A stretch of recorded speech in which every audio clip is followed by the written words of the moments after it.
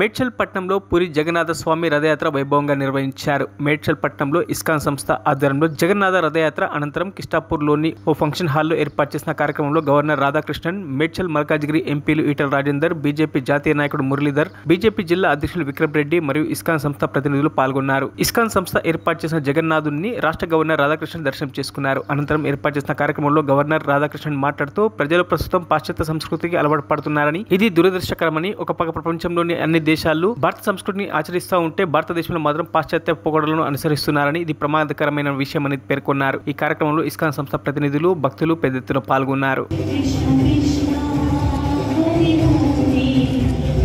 आप अपने दोनों हाथ को ऊपर उठा करके एक बार भगवान के नाम का जय घोष करें, क्योंकि आध्यात्मिक जगत में एक सम्माननीय व्यक्ति how they serve as places of worship and cultural arts, attracting thousands of youth to learn about their roots.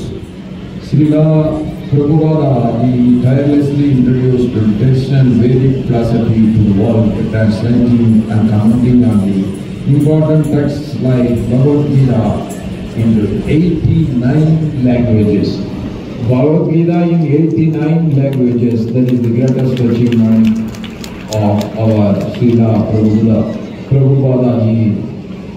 And today, due to his efforts, there is a tremendous interest in many countries to learn about yoga, Indian lifestyle, music and culture.